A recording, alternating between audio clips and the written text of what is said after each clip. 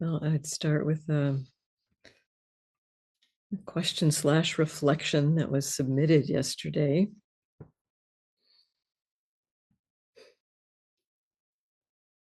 I'll read it. It's a little long, but I'll just read the whole thing, and then I'll come back and kind of wind through the various pieces of the reflection.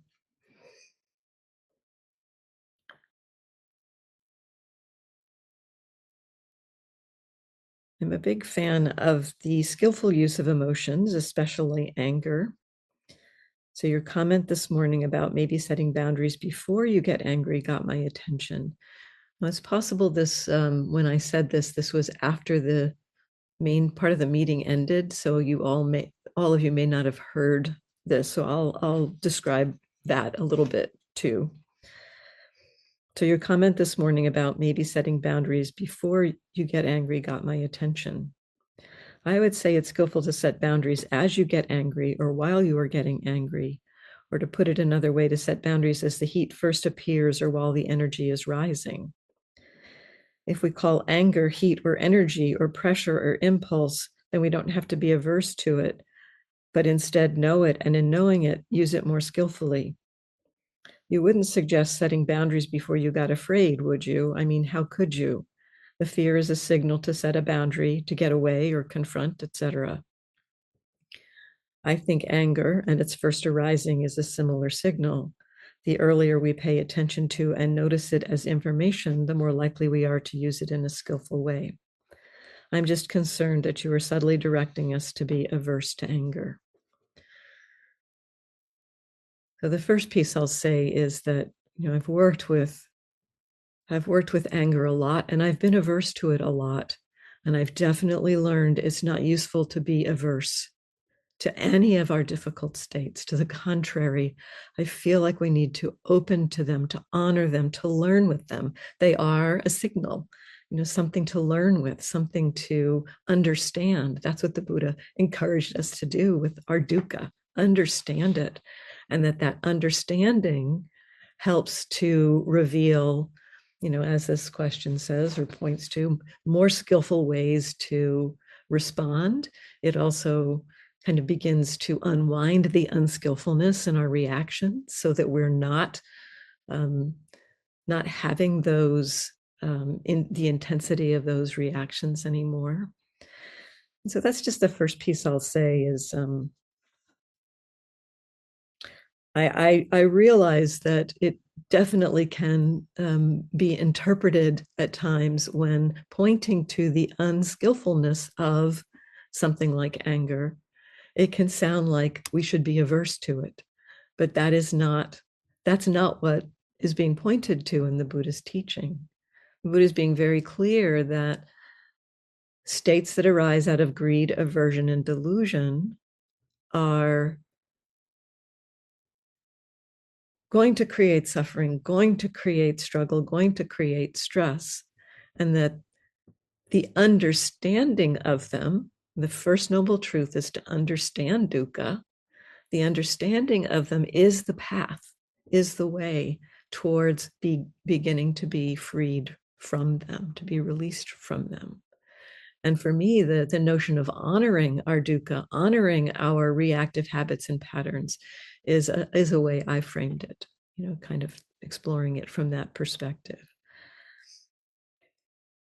And so yesterday I said this to someone who was talking about seeing how there was a lot of anger, and that's that they started to set boundaries when they were angry. And I suggested that they might be able to explore the possibility of setting boundaries before they got angry.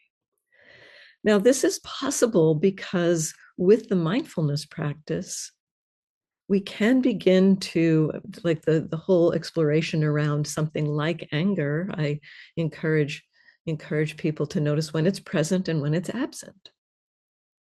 So that's a piece to begin to recognize. And when there's a pattern of anger, and in this case, the question was around a pattern of anger, something that happened over and over and over again.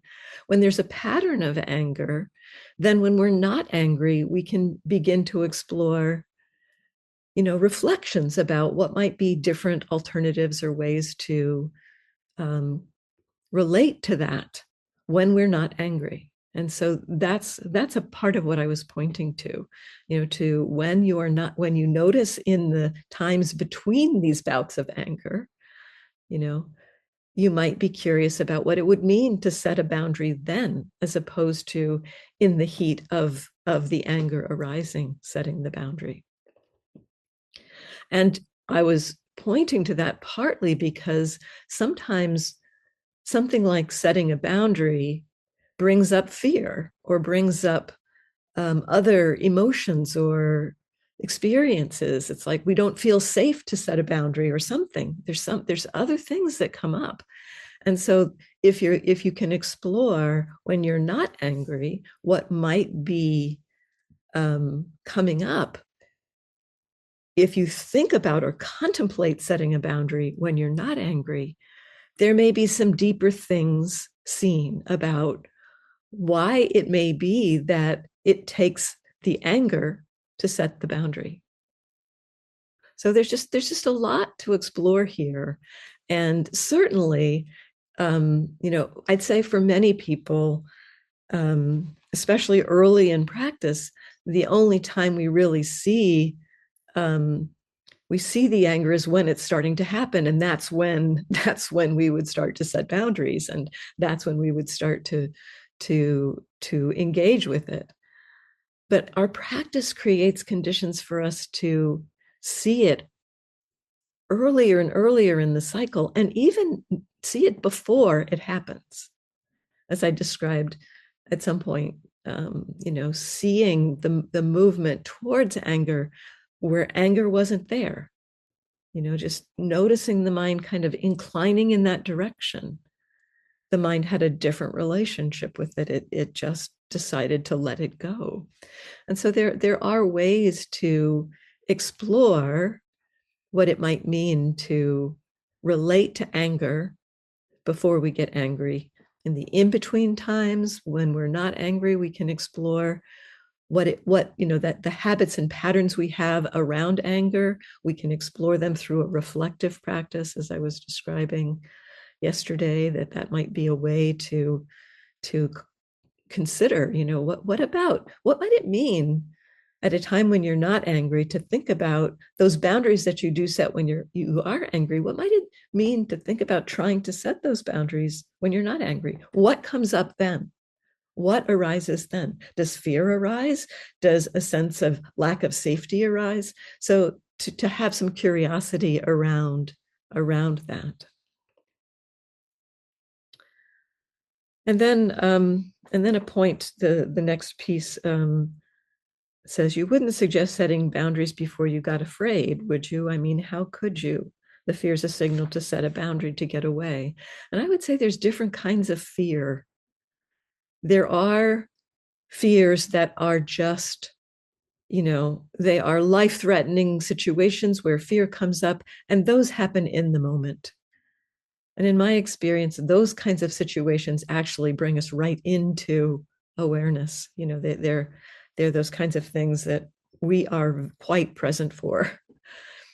And I've watched my mind respond in those situations from that place of fear quite skillfully. Just that kind of like seeing a rattlesnake coil up right in front of me on the path, and watching, very mindful, watching my body and mind kind of stop and take several steps backwards. I mean, it's like, I did not do this. It's just like I watched this unfold. And this was the experience of fear was there clearly. And, that setting of boundary in this case being the separation, the stepping back, that just happened. But there's a lot of what we call fear that is not so much about an immediate arising of fear. It's more about thinking about something that might happen and having fear arise that it might happen. And so that kind of situation, that kind of fear, we can explore more in like if we have habitual thoughts. I talk to a lot of people who have catastrophizing mind, and they experience a lot of fear as their mind kind of moves into these catastrophes. And that kind of exploration, again, it's not something that's immediately happening. It's something the mind is creating. And we can, again, see the habit that happens and have some curiosity when it's not happening about what's going on there. You know, when that fear is not happening, a curiosity of opening to, okay, with that situation, what's being believed? You know, what is the belief in there? So we can again have some investigation between those bouts of fear to explore and investigate something a little bit more in a time or a space when we're not so immediately reactive. And again, to just point that I'm not encouraging in any way an aversion to any of this, that this is really an honoring and a respecting of the experience through meeting it, through seeing it, and through honoring and respecting and seeing patterns and habits. You know, we get familiar with our habits and patterns, and then we can play with um, exploring what's going on about those patterns and habits at times when they're not actively arising. We can have some investigation through this reflective practice to explore that. And that's part of what I was pointing to as I was suggesting what might it mean to set boundaries before this person got angry. And then this question kind of evokes for me another piece that's not directly in the question, but is really important, I think, in terms of understanding our minds and why it's valuable to respect our challenging mind states. I mean, I used to think that anger was wholly bad. I used to think that, you know, when I was angry, it's like it felt so icky. I got really angry. And it felt so icky that I kind of felt like it was some kind of a tumor that I had to go in there and get the scalpel and find all the edges to that anger and just cut it out and throw it away because it felt just so bad. That was my original thinking around anger. So yes, some aversion to it, some sense that this is not, I mean, I was wanting to observe it in order for it to go away, in order to get rid of it. And that does have some aversion to it. It took me quite a while to really see and understand all these beliefs and views I had about the anger, this idea that I had to just get rid of the whole thing. But as I started to become more accepting of what was happening, being more curious about, well, this is what the experience is. This is how anger feels. This is what's going on with it. This is what's being believed underneath it. So kind of seeing, not in a digging way, but you know, in that very gentle way that I was talking about, that, you know, hold the whole mess of it and see what wants to show up. What pieces and flavors of this big mess of yuckiness wants to show up. And as I began, you know, really noticing this or exploring it, I began to see that underneath or embedded in with the anger, and I think this speaks to the kind of the movement to set a boundary when there's anger, there was a feeling of wanting to protect myself, of wanting to take care of myself. So there was that was in there. And as I've explored my reactive states, I've come to kind of feel that our reactive states are basically these kind of threads. There are these different threads in our mind.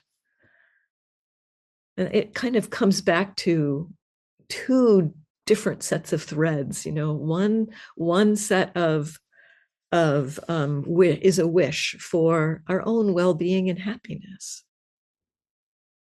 this wish for our own well-being and happiness often underlies or is connected with in some way some of our reactivity. We want to be happy, we want to be safe, we want to be healthy, but circumstances of life kind of get in the way, and we get frustrated, we get angry, we get confused, we get afraid. That reaction is kind of a tangling. I think of it as a tangling between the kind of basic underlying fundamental wish that we have for ourselves to have well-being, to be healthy, happy, and safe. That fundamental wish, which is a wholesome wish, it is a metta wish. That wish for our own safety and well-being and happiness. I mean, that's what we wish when we wish for metta. May I be safe. May I be happy. May I have ease. And it's a wholesome wish for us. But our minds kind of tangle it up with the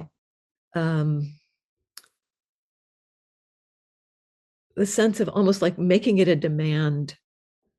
It's like it's no longer the kind of the wish, may I be happy. It's the I have to be happy, or I have to be safe.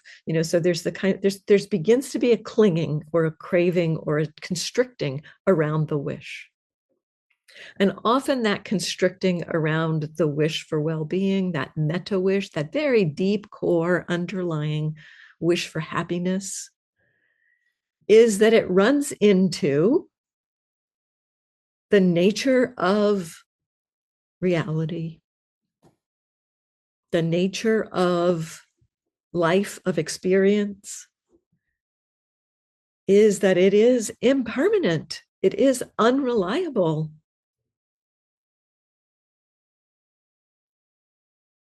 It's changing conditions. And the wish for safety, I think the wish for safety in particular, bumps up against the truth of vulnerability. This is a flavor of the truth of impermanence, is this flavor and the truth of dukkha, the unreliable nature of experience. It is true that experience is unreliable. And our relationship to that can have a feeling of wobbliness, of vulnerability. And so when these wishes for well-being and happiness and safety come into reality, kind of contact with reality, they get tangled up. Our minds kind of feel like, if it's true, I mean, I've experienced this myself to some extent and heard other people kind of mention this, if it's true that things are unreliable, then I shouldn't want to be safe. Because there's no inherent way for safety. That's a misunderstanding. That's a tangle. That's a tangle of these threads. And I've come to have the sense that whenever we have a reactive emotion or difficult reactivity going on in our minds, there are embedded in that reactivity those wishes for well-being and safety and happiness, some of those threads, and a pointer to the truth of the unreliable, impermanent, changing nature of experience. What our minds do with that is it feels like these two are incompatible. Greed, aversion, and delusion feel like these two are incompatible, and they tangle it all up. It's like it creates a messy tangle of the experience. And so this is where I began to have a new model for understanding that big ball of anger, you know, instead of thinking of it as all being anger, I began to understand the tangle as anger. But what's tangled up in there are wishes for well-being and pointers to the truth of the nature of experience. And so right within a reactive pattern, and this is where I think it's important to really honor our reactivity. I mean, as I began to understand the anger in this way as a tangle of these wishes, these deep wishes for metta for myself, compassionate wish that I be happy and healthy and safe, and these truths that experience is impermanent, unreliable, uncontrollable.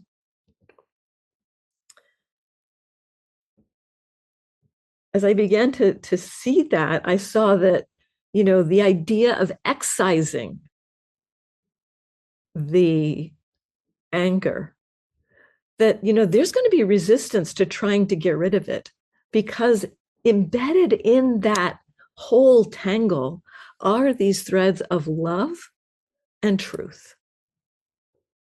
In fact, the tangle is the threads of love and truth. And if you take the scalpel and cut out the tangle, if you think of this as an analogy with cloth, if you think about cutting out the tangle from the middle of a cloth, you get a hole in the cloth. So the process of mindfulness is more like the untangling of the threads. And I kind of also think about the threads as being glued. It's almost like they get glued together. Somebody's come in and poured sticky glue all over those threads. And so it's a big, messy, sticky ball. But what can happen is that if we stick that into a kind of a lubricant or something, that the messy stickiness can dissolve, and then the threads can untangle. And then we end up with a weave. And we can begin to see that these wishes for well-being and happiness and safety and the truths can coexist. They can coexist.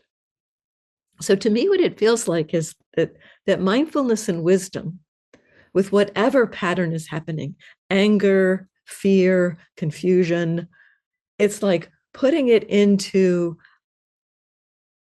a warm bath of something that's going to dissolve the stickiness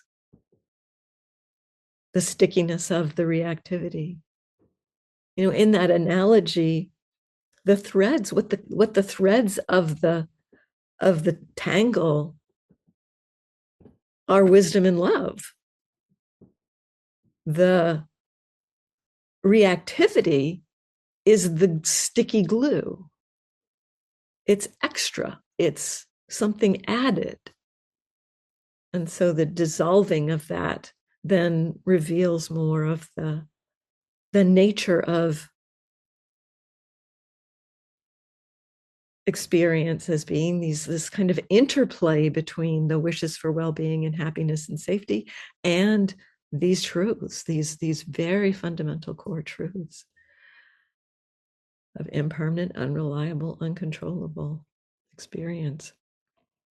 And so this is another reason why I think it's really valuable to honor our anger, because it does contain, in there somewhere, it's not that the anger has the wisdom, but in the whole mess of it, there is the wish for safety and well-being. And the mindfulness begins to help us to understand, to tease apart, to begin to see the difference between the stickiness of the anger and that movement towards taking care of myself, setting wholesome boundaries. It does not require the anger to set the wholesome boundaries. And, you know, when I say it doesn't require the anger to set the wholesome boundaries, that's probably pretty far down the road. You know, it takes some time to be able to tease these apart and to understand and see that compassion wants to act for the safety and well-being of myself and others. Anger thinks it's acting for the safety and well-being of myself and others, but it's got an aversive, it's got that aversion in there. And so I think the embedded nature in a way of the, you know, the wishes for well-being and happiness and safety and the truths in there are part of why you know, it is valuable to honor the anger, because right in the midst of it, you know, as I said, you know, the if you're thinking you have to excise the whole thing, it's not going to go. You know, the the love and the wisdom pieces are not going to let you cut them out. And this may be why there's some sense of resistance to letting go of our reactive patterns of anger. And, you know, again, you know, it's that they've served me, they've kept me safe. So that question back to, you know, what purpose is this serving, can begin to help touch us into that deeper motivation, the wholesome motivation of love, of compassion, that movement towards well-being, which doesn't need reactivity to take action in the world. And when that reactivity is happening, it's valuable to honor it with mindfulness and wisdom, to recognize it, to see it, to learn with it, to begin to understand what's here with it. So there was also a question in a few talks, I heard you use the word love. Can you please unpack? So I hope that sort of unpacked that too, in a way, that question too, in a way.